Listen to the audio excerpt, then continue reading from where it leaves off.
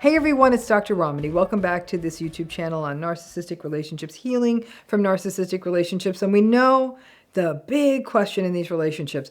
Now I know this person's narcissistic. I don't know, what do I do? Do I stay or do I go? It's not even that simple. And even when we talk about staying, going, leaving, call it what you will, there's even different ways of staying in these relationships, and some are healthier than others. So let's talk about 3 different ways that staying can look in a narcissistic relationship. So what I'm about to share is sort of the first of a 2-video series about staying versus going.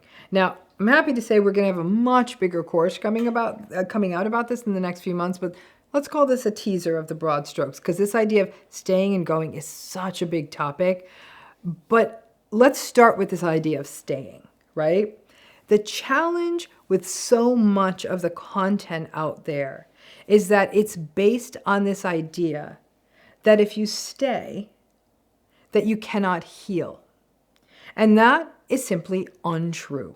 I know of very few people out there who are able to disconnect from every single narcissistic relationship in their lives. Many people may have cut off from some of the relationships, but not all, because it can be simply impossible in some cases. You may, for example, get a divorce in a narcissistic marriage, but still interact with narcissistic parents. You may distance from a narcissistic family, but still have a narcissistic boss. And yes, staying, leaving, even if you stay, you can still heal. Staying means that you're ostensibly still in the relationship, meaning that both of you still believe you're in a relationship and you likely have some form of regular contact with the person. It doesn't mean that you want to stay, nor does it mean that you're trying to make it work. It means that they are still in your life, you haven't formally ended it, and then in fact to the world, it may look like the relationship is still going like always, but you, in terms of your perceptions about this, have changed. Now, the reasons for staying may also vary. And like I said, we have a long course coming out about this since this is all very complicated. Now, let's talk about the sort of 3 general ways, if you will, that people sort of stay. The first is voluntary staying, which I actually consider to be the most clear-headed way of staying. It's the people who say, I know my blank, fill in the blank, my parent, my partner, my boss, my friend, my sister, whomever, is narcissistic. You might say, I've radically accepted, I know they're not going to change, I don't engage with them at all the same way, but I also recognize I can't walk away, and your reasons are your own. They could be finances, culture, a larger system you don't or can't rattle, or you just can't just cut one person out of it. Your ongoing contact with this person where you haven't formally ended the relationship, it's not necessarily comfortable. They still do things that hurt you. There is still always going to be ongoing grief, but it's clear to you. And you may have a sort of not only radical acceptance, but personal acceptance of the situation, and are able to frame it as, I still see my sister, we have brief conversations, she's absolutely maddening, and I adore her children. Or, I'm staying in this marriage, we can't afford to split up, we don't have the money, it's not easy, I wish my life was different, I wish all of this was different, it's not. I focus on the children, I focus on my work, and sort of have superficial conversations with this person and accept that this is what it is. Voluntary staying can sometimes shift over time.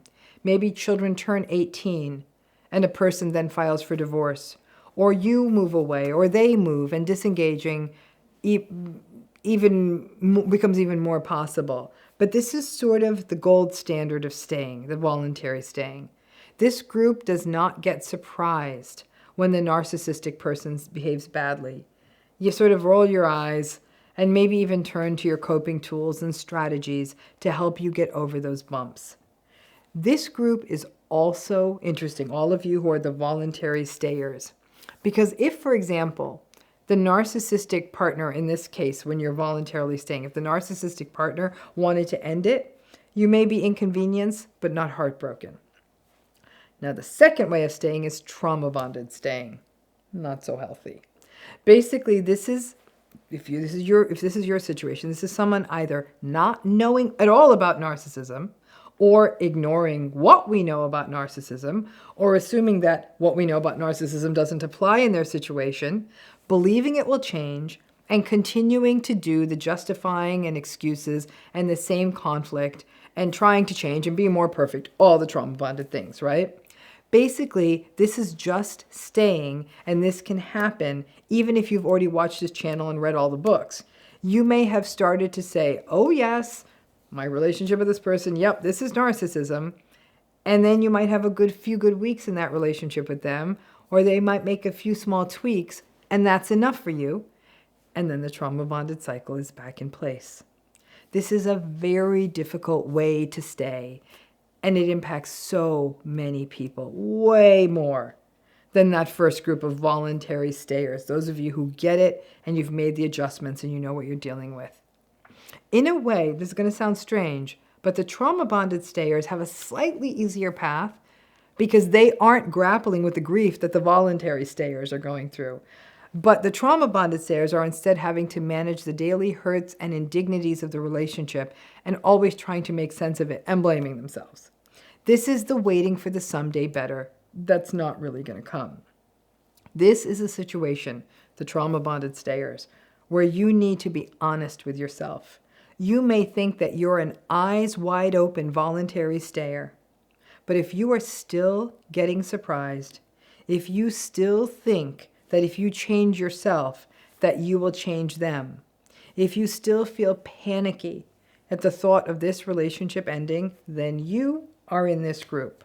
Now, this works in the short term because you don't need to manage the messiness of really addressing the issue. But in the long term, this is taking a toll, leaving you feeling crazy and breaking your heart. This trauma-bonded kind of staying can leave you psychologically, physically, and spiritually wounded, even though the status quo gets to remain. Now, this third type of staying, as it were, is what I call mandated staying. This is when you have to stay in regular contact that is required, and there isn't much you can do about it. The most obvious example of this is co-parenting. Until your children are 18, or unless you are in some sort of more severe condition like restraining or protective orders and supervised visits, most folks co-parenting with a narcissistic person, even after you end the relationship, are having multiple times contact per week, right? Other forms of mandated staying may be a job or other professional setting where leaving is simply not really possible without major harmful ramifications like losing insurance benefits or access to a pension or something like that. This is challenging because this mandated staying group will often say, were it not for the requirement, I would never talk with this person again. In fact, there's some argument about, is this staying? You might have actually said, well, I did end the relationship, but I still have to have contact with them.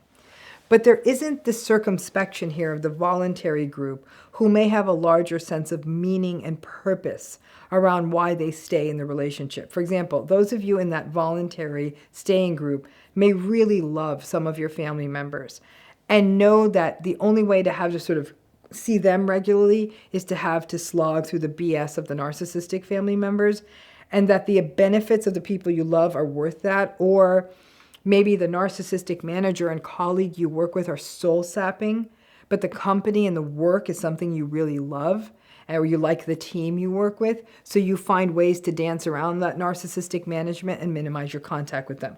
That's what this mandated contact looks like.